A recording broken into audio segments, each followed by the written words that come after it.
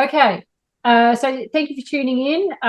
My name is Dr. Sarah Cole, orthopaedic surgeon based in Cairns in far north Queensland. And tonight it's my great pleasure to invite Dr. Des Soares, orthopaedic surgeon in Brisbane, to talk about the Pacific International Orthopaedic Association, which is a cause which is very close to my heart and which I've really enjoyed being involved in the rollout of this program. And I'd really like you to listen to some ideas he's got about how to help these countries and some things he's learned along the way. Thanks, Des. Thank you, Sarah, and welcome to everyone. Just one minor correction, Sarah. It's the Pacific Islands Orthopaedic Association, not Pacific International, but that's okay. There you go. Yeah. That's fine. After all these years. Yeah, no, that's exactly. fine. For those of you who don't know, the Pacific is made up of three main areas. The one that's closest to Australia, the Melanesian Islands, so New Guinea, Solomons, Vanuatu, and Fiji, that's that group. Culturally to the north is what's called Micronesia. These are very small island groups with very small populations, and they're more North Asian.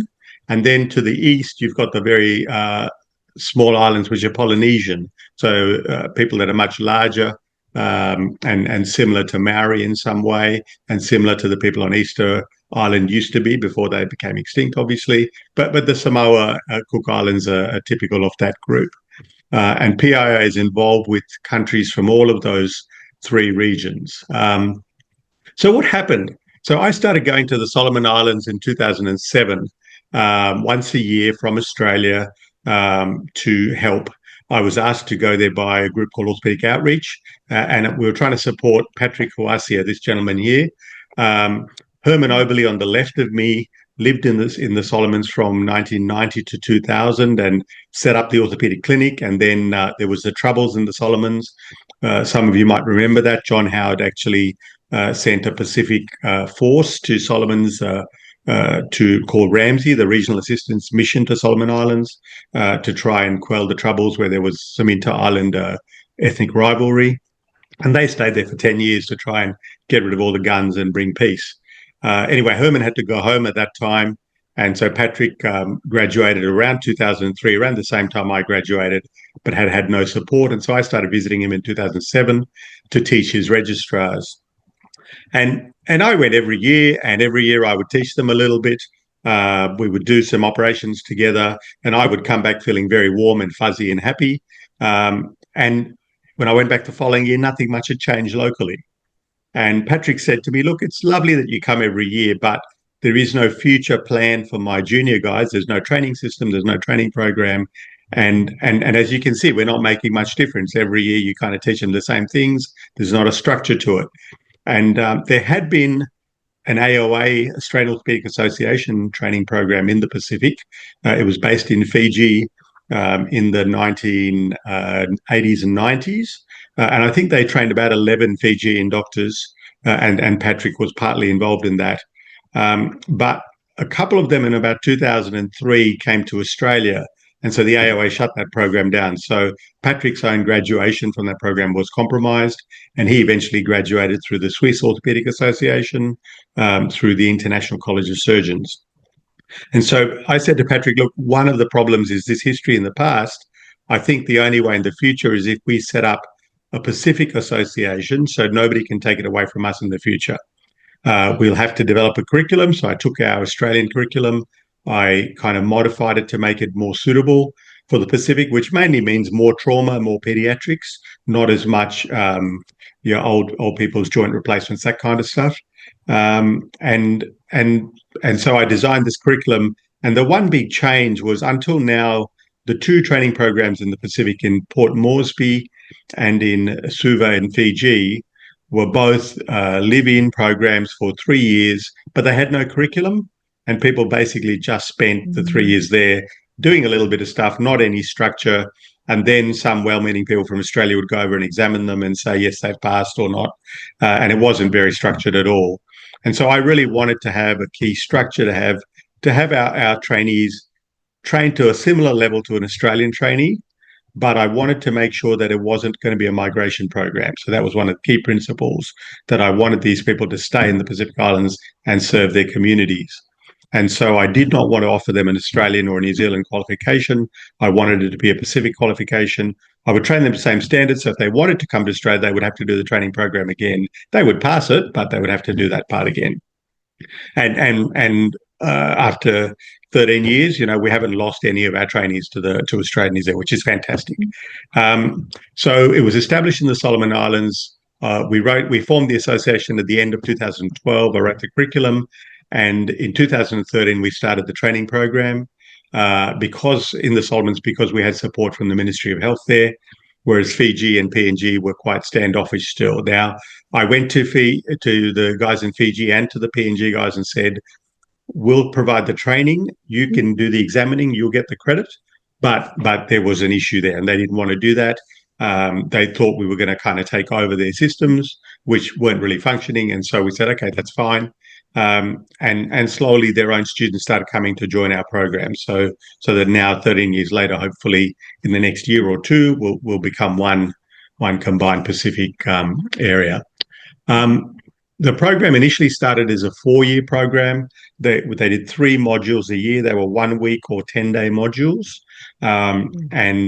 And they completed those over 4 years. If they missed a module, they had to wait the full 4 years for it to come around again. So that was a real problem.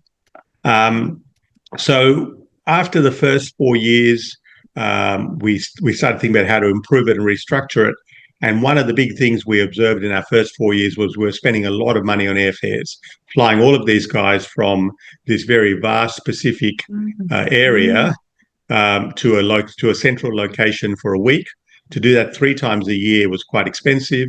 If we could make it twice a year, then that would significantly save on the cost, and we'd make each module slightly longer. So they were away for 2.5 weeks or 3 weeks instead of 1.5 weeks, and then they only did 2 trips away. So the total time away was still 6 weeks a year. Now, we chose that because one of the problems in the Pacific is for most hospitals, if people go to be trained in Fiji or in PNG, they basically are there for the 4 years. They are away from their own hospital, so their own hospital misses them. They're away from their family, who miss them. And in some countries, in Samoa, as an example, when I visited the CEO in his office, he had a whiteboard, and more than 50% of his staff were off island at that time. So you can imagine if your hospital had to function with less than half the staff you normally expected to have because they were off on training overseas for a 3 or 4 year period.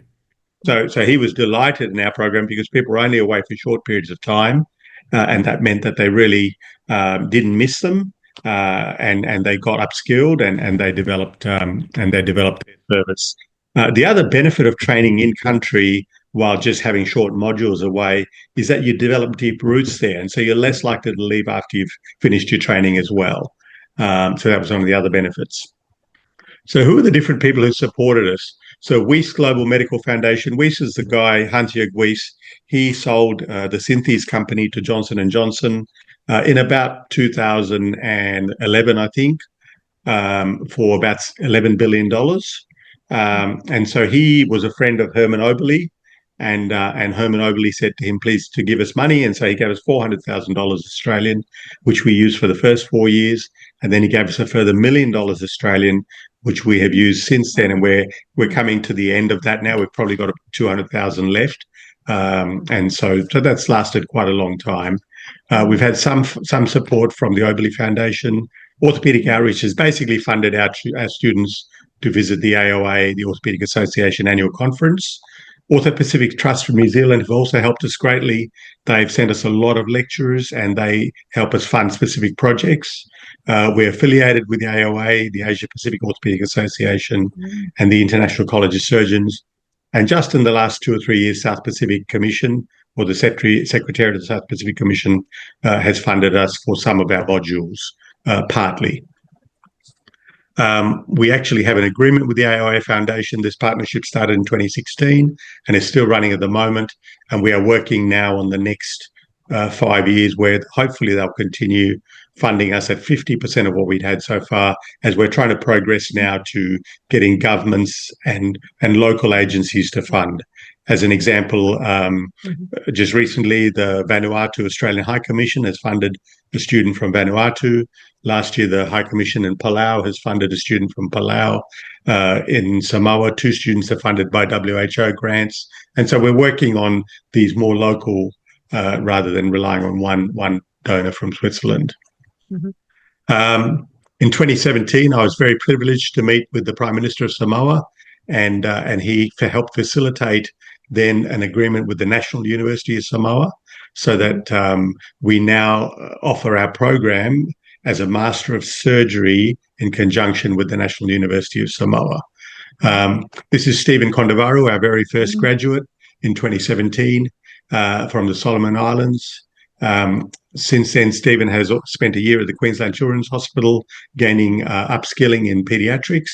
And following that, he's also now currently doing a year in Townsville, learning some knees and doing some more general work before he goes back to Solomons at the end of this year. So he after he graduated, went back to Solomons, worked for a few years, and then came back to get some more super specialty training. And he's our first subspecialty trained pediatric orthopedic surgeon. Obviously, COVID came along and messed all of the training in the medical world. So we had to freeze the program for 2020, 2021, and the first part of 2022. And so we pivoted to Zoom, which we had already been using at that point, doing a lot of weekly lectures on Zoom, even cadaveric demonstrations as an example here. So that was fantastic. And then in 2022, we commenced doing meetings again in person, both in Samoa and in Fiji. So some examples of what we actually do at a module. We do lectures, we do ward rounds where the students interview a patient and then present them to the group and we discuss what's going on. We do practicals with plastic sawbones or where they practice fixation techniques and learn how to stabilize injuries. And so and this is Vaughan, one of our great supporters from New Zealand, Vaughan Putuera. This is the hip and spine modules. And you can see the lecturers and some of the examiners, so Richard and John North as examiners, and Stephen, I think. And these are the 2 students who graduated that year, Areta and Peter. This is our 3rd lot of exams. So far now, Sean and Stephen were also examiners, training up to be examiners in those exams. So far, this picture is 2 years out of date. There's 9 graduates here. We had another 3 graduates last year, so there's 12 now, and there'll be 5 candidates from PNG this year who are sitting the exams in the next 2 weeks. One of the other things that PIA tries to do is to assist hospitals with access to equipment. So we don't want to just give stuff. We want people to develop systems so they become self-sufficient. And we work really hard to find high quality but low cost implants from India, from China. Some of this was donated through the Swiss Embassy as a starter pack. But the goal is that they would be able to then afford to keep replenishing so that they're not just always reliant on donations. Because the problem with that is people just wait for the next donation and nothing happens. If they develop systems of ordering and raising and making sure they have the funds for it, then they will always have the equipment and not run out. So that's one of those other things we do. So we're now in our 13th year of operation, as I said, in 2025. We have 12 graduates with another 20 students in training. And we're working on really trying to set up Samoa, Fiji, and the Solomons as centres of excellence, working on getting local ministries of health to take over ownership for training, and working on developing more efficient pathways for getting tools and equipment, and really working on the support and the mentorship. I think I'm going to stop there, Sarah, and let you ask some questions. I've got loads of questions. Fantastic. Go ahead. So I'll start at the beginning with, pulling out some keywords that you used that sort of piqued my interest. The first one is you mentioned that they were keen. And I feel like that was something that I noticed as well. They're very keen and they're very intelligent. Was that sort of an inspiration, just noticing how enthusiastic or how much need there was, way back when you were starting in the Solomons? Sure. So that's absolutely the case. So the thing that has always struck me in all my visits is that these are people who are very resourceful, who try to do things that are very difficult in very limited circumstances with very limited equipment. And so to be guided and given the right skills means they can then do that safely and successfully. Whereas until this point, without those skills and without that knowledge, they've been struggling and failing, and so getting down. So I wasn't worried about their intelligence. There was gaps in knowledge, but there was definitely a hunger to serve their community. And so for me, the biggest things is, are they going to be honest? Are they going to own up when they make a mistake? Are they going to communicate really well? And are they going to learn to not be shy and ask for help? And if they have those four qualities, then I can teach them anything. If they lack those qualities, then that's a problem. And so the honesty is really important, because I don't. In some of the in some of the islander cultures, they want to kind of hide their mistakes and not lose face, and we all want to do that. That's a common thing for humans all over. But if you want to be trained, you've got to be able to trust your trainee, and your trainee has to trust you. So you've got to be a good boss and not be yelling at them, etc. You have to behave well, and they've got to be honest and be able to come to you and say, "Hey, I messed up. How do we get out of this?" And if they can do that, they do really well. If they demonstrate an ability to learn, a willingness to learn, and a willingness to ask for help, that's really important. And then the communication, that's the hardest thing for me. Teaching them to reply to emails was a really hard thing, teaching them, because they would be embarrassed. They didn't know the answer, so they didn't want to reply. Oh. And so I said, look, I understand you're embarrassed that you don't know the answer. All I want you to say is, hi, Des, I don't know the answer. I will find out and I'll come back to you. That way I'm not left hanging thinking, have they got it? Have they not got it? That kind of stuff. And with every new batch of students, I have to repeat this basic lesson. Wow. Okay, I will throw you off. If you don't communicate, you will not complete this program. You have to communicate, and you have to ask for help, and you have to do those things, because that's how you're going to be successful. So teaching them to communicate is really, really important, because in their culture, they don't want to embarrass the boss, and they don't want to say to the boss, "Oh, look, I don't know, and I'm going to cause you extra work or extra trouble." They want to always please the boss, and so that's difficult. Yeah. I certainly think that in Australia there's that skepticism of hierarchy, and we do speak up sometimes. But I think every trainee feels like that they've got to navigate a very tricky landscape, and they're very wary, aren't they? Yeah, but there is a bigger cultural overlay in the Pacific. Yeah. Yeah, I'm interested with the email. So how do you explain that you need a response, knowing that you're going to put them in this position of feeling very uncomfortable and distressed? How do you support? I guess you must support them.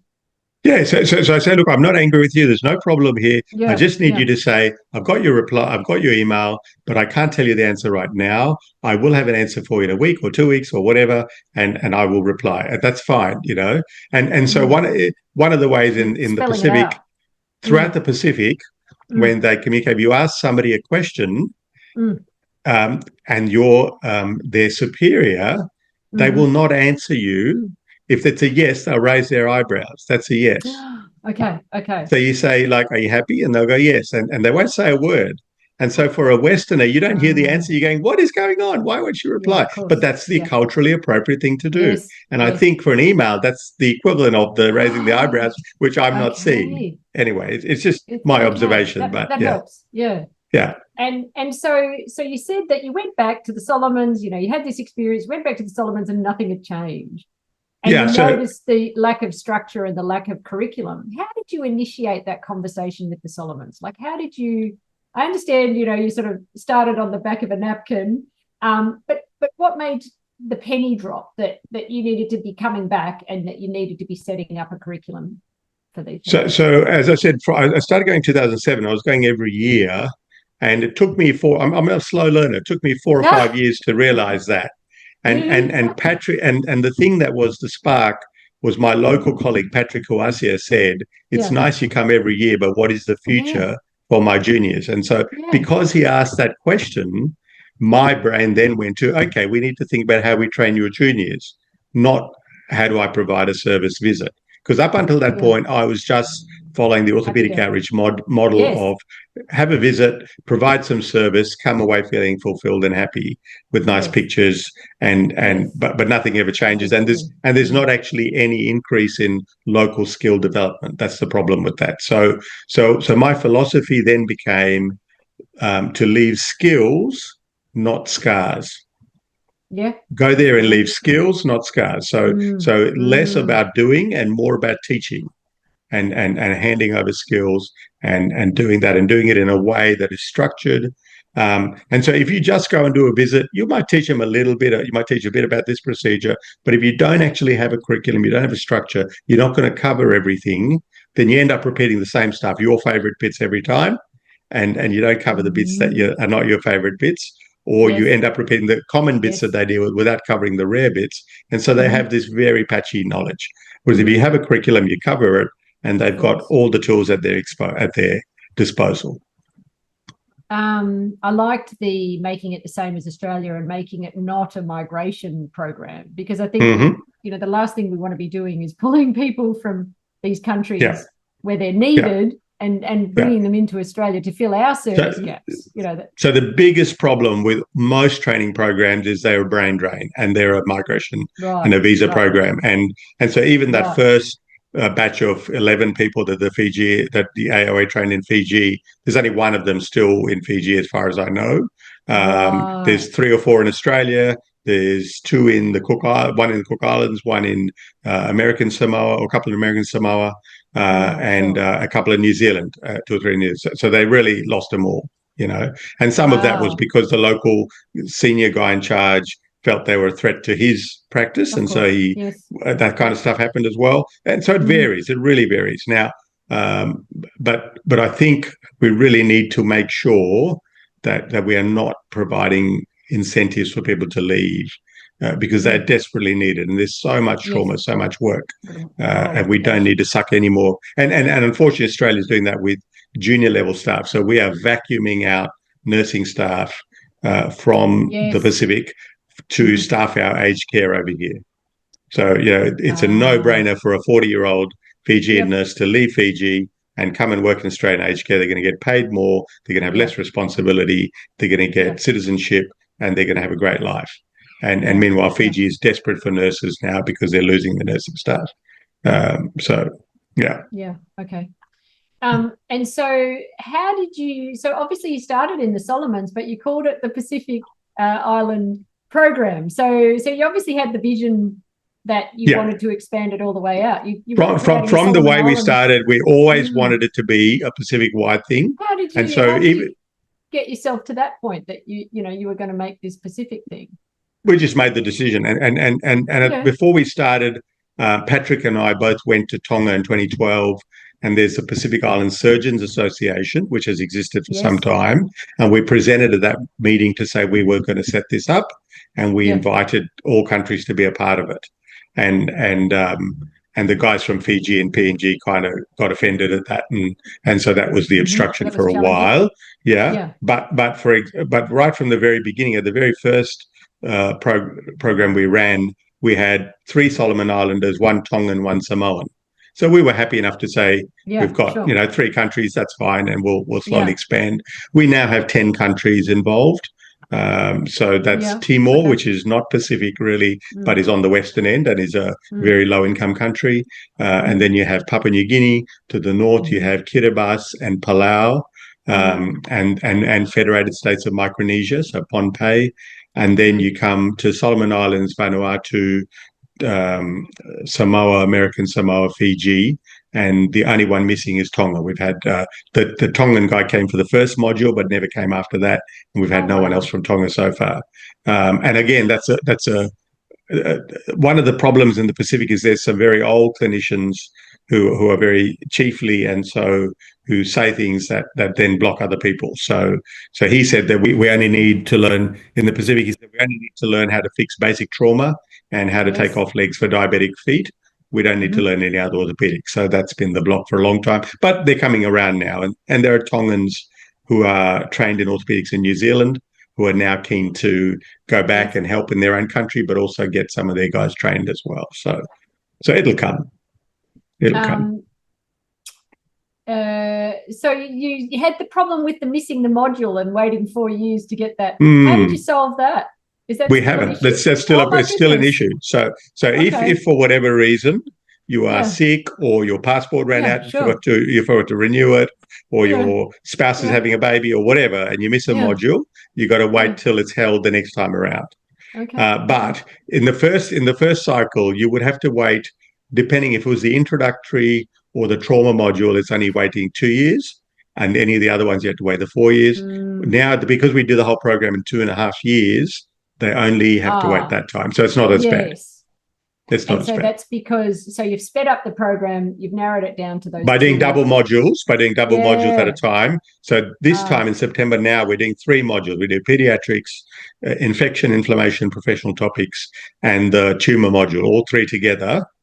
All the others are 2 at a time. So next year in March will be knee and foot and ankle. In September will be introductory and trauma. The following year in March will be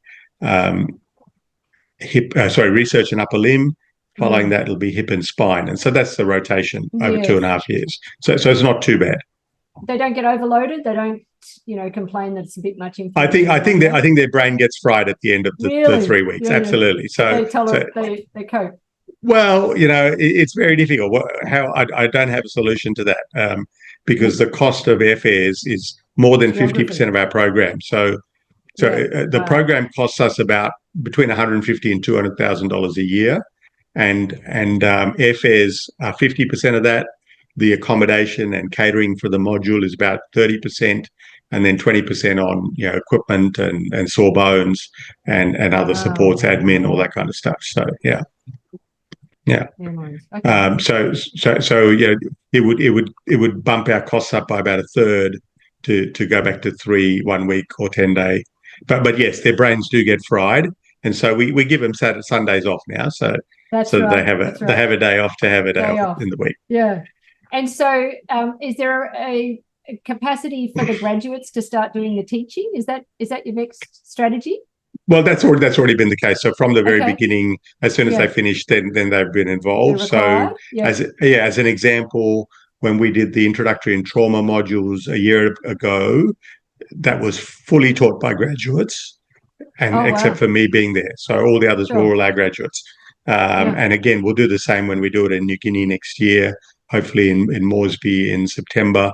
My hope is that it'll be, because by then we'll have up to 17 graduates. There's no reason for us, but certainly for the subspecialty stuff, we do still want people from Australia, New Zealand, Switzerland who come, because there are skills that we don't have.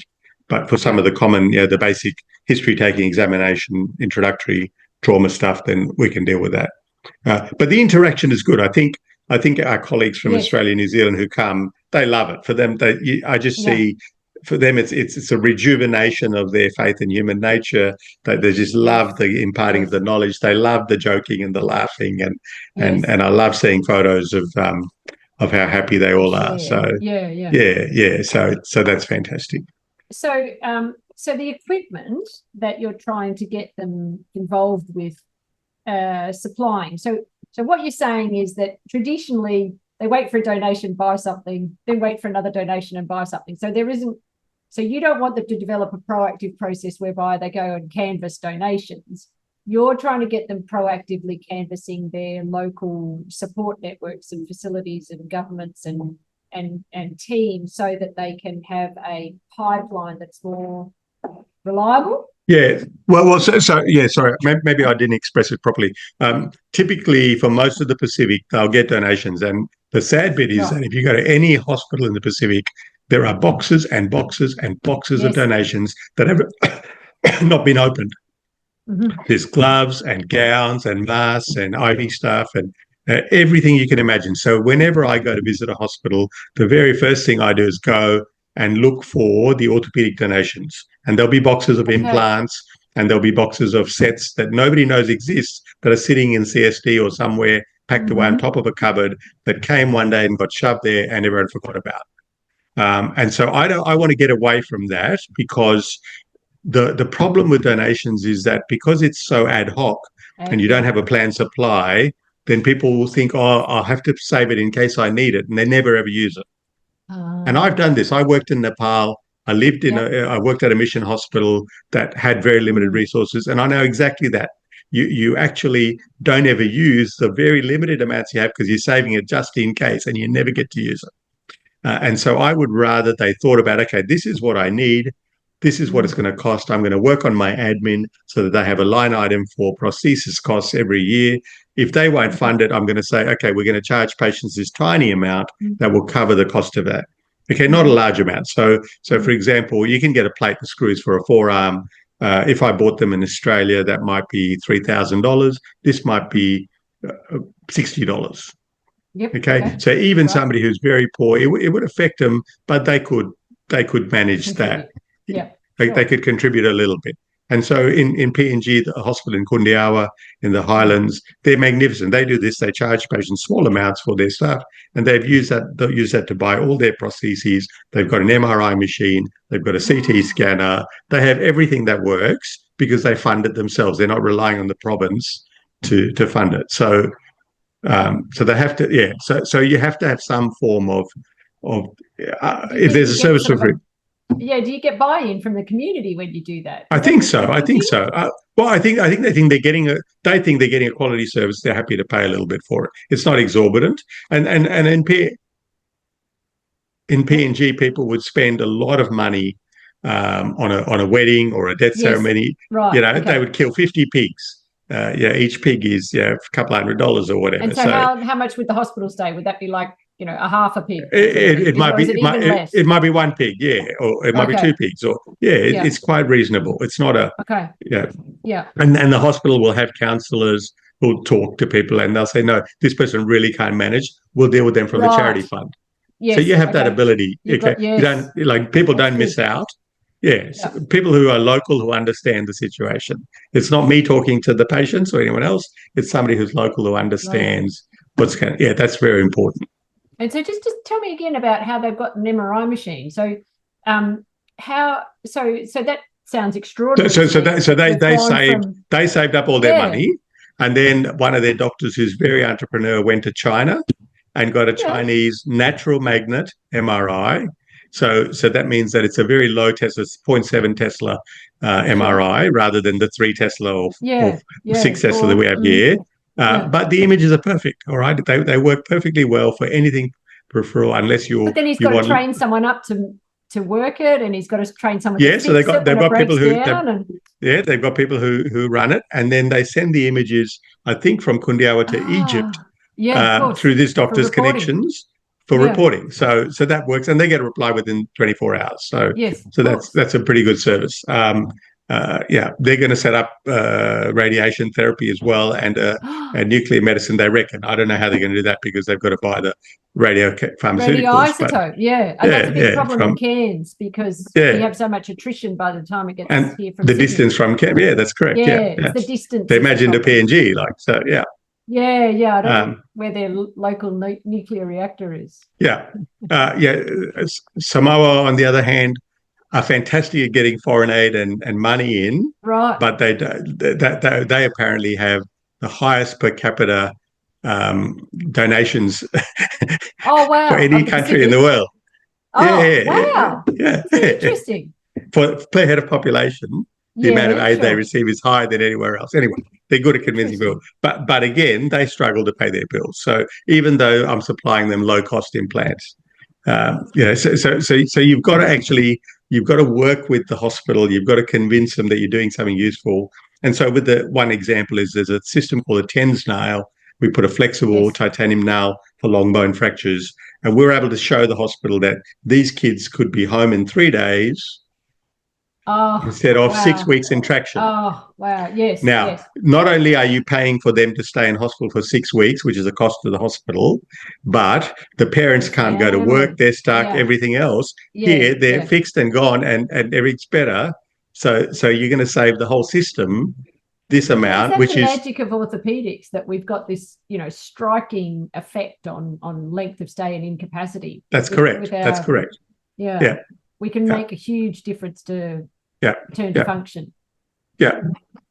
Yeah. And you can show that to an administrator. Yeah. So you have to demonstrate that.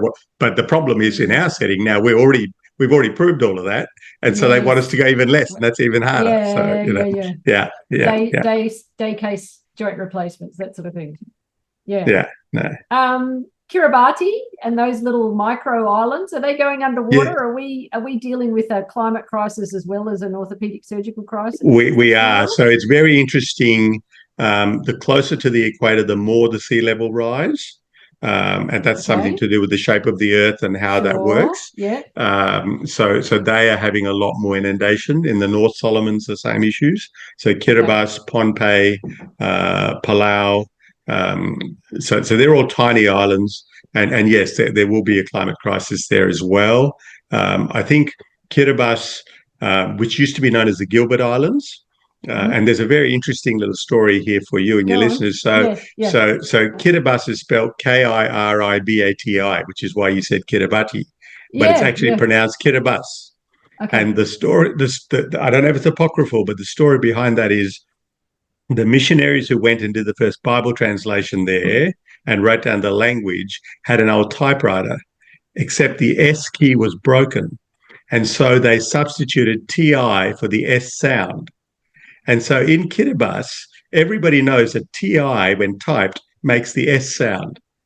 And so that's how it's Kiribati, not Kiribati. And the other interesting thing is that the word Kiribati is actually, if you think about Gilbert Islands, if you say Gilbert, it becomes Kiribati. The Kiribati is the local pidgin version of Gilbert Islands. Oh my goodness! So it's not a traditional word. It's not a no. Yeah. And they have an incredibly high population rate. So 120,000 people on this tiny island. They already in the 1960s were overpopulated. And so the British, who at that time ruled Kiribati and the Solomons, sent about half the population from the Gilbert Islands to the Solomons. So in the Solomons, there is a population of Gilbertese who are people who maintain their Kiribati cultural identity, but they're actually from Kiribati. And now, because of climate change, the Kiribati government has bought 400 hectares of land in Fiji to resettle when and if they ever go underwater. In the same way that Australia has just offered the people from one of the other small islands, I'm just trying to think of where that is, as part of a defence pact that they can, I think 30 or 60 can migrate to Australia every year. And it's 2,000 people or whatever. But, because the islands are tiny. When they ever go under, yeah. Very good. So the other thing I wanted to ask about was allied health. Do you have any programs that incorporate training allied health? Are you considering it? Hand therapists, physiotherapists, nursing staff? Yeah. So I have thought about it. I've got a nurse curriculum written. I have a theatre orthopaedic nurse curriculum written. Wow. We in some places, but again, it's a matter of finding a place to set it up in and people to be involved, and so that's the drawback. So we have always had allied health visitors come and help in teams. So when Outreach sends a team in there, we encourage them to take a hand therapist along who can work with the local physios or the local hand therapists. The problem has been so far is that DFAT has trained people in some of these countries, but DFAT has trained them by bringing them to Australia to do a degree, and none of them ever go back. None of them. Zero. They go back after 6 months. They think I'm not working here, and they come back to a job in somewhere in regional Australia. So that's been a complete failure. But yes, absolutely, there is a need for developing allied health skills, and I think that again would be best done on a local level. In the same similar model. I just wonder. So interestingly, a lot of the other there's some other training programs now that are copying our model. So we've talked about how our model works. The biggest drawback, obviously, of our model is the cost of the airfares. The benefit is that people get to stay in their local country and learn locally. The downside is flying them twice a year for whatever these modules are. That becomes expensive. So some people are doing it all by Zoom. and no flights. And so there's different models. So the infectious disease people, for example, they don't need to bring people together to teach any skills. They can do it all by discussing cases. So that's one example. The Pacific Region Infectious Disease Association is doing that kind of stuff. So mentoring microbiologists and lab technicians, or bringing people for short periods of, a short intensive only as a one-off rather than ongoing. But that's an issue. I can see how that works, but I guess it's hard for most other specialties to make it work. Yeah. So you're recruiting for nurses who are interested in helping you with the perioperative nurse program. So the nurse who used to work for me wrote out a structured module and what might look like a curriculum. And so we have that available, but it's no one's ever really. I have enough on my plate without running that, so I need somebody else to who's got a hunger to take that on. I wonder if our perioperative nurses association or things like that. I mean, presumably they are involved already in some sort of outreach program. And so I have contacts with people who've been visiting PNG who will contact me about, can I look at these orthopaedic sets? Can I help them improve them? Can I help them, simplify them? That kind of stuff. So I do some of that. Okay. And do you, so you just mentioned before that when you get there, you go through their cupboards, you go rifling through their cupboards to find what they've got stuck out the back. What other sort of in-reach things are you doing? I mean, I imagine that there's more to it than that. Are you sort of making any sort of contribution to the ward and the theatres and the management of the hospitals, or are you able to support them, hands-off support? Yeah, so I think we've done that in little ways of what's the problem, seeing the problem, how can we help fix it? So one of the big things when we started the program, the second module we did was the infection inflammation professional topics, and that was the very first time we'd done it. I took a microbiologist from Brizzy here, Nikki, who loved the Pacific. She came along, and she was fantastic, really enthusiastic. My guys in the Solomons said, no, we don't send any swabs for micro, because even if we send pus, it comes back and nothing grows. Okay. Right. And I said, no, that's not true. So she took them to the lab. She got them all to smear out their plates. She got them all to do their own gram stains, and they're hooked. Okay. Suddenly, within 3 months, the orthopedic department became the #1 user of the micro lab. And now the micro service in the Solomons is first class.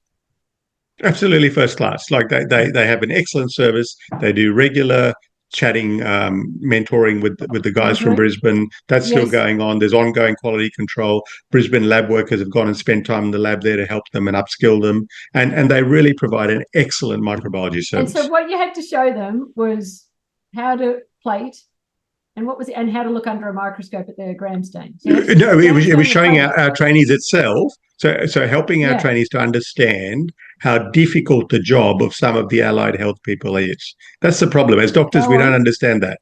So we actually took them into the lab, and they actually did the plating. They did the gram staining. So they saw the steps involved. They learned about the steps involved. They learned how difficult it is to look down a microscope. They learned how much concentration it takes to count the cells, etc. So in the third module, when we were doing I think it was foot and ankle, I took him to the workshop and showed him how difficult it is to make a knee prosthesis, because they said the guy's really lazy, he never makes any. I said, okay, well, you come here and let's go and have a look at it. So we look at all his machines and how much he's got to sand and what he's got to do and how he's got to glue this and the steps of making a prosthesis. So they learned to appreciate. So that's an important part, is take them on a part of the hospital that's related to that module, so they see how difficult other people's jobs are. And rather than just saying they're lazy, to then build those relationships so that they actually work together. And that's the big problem.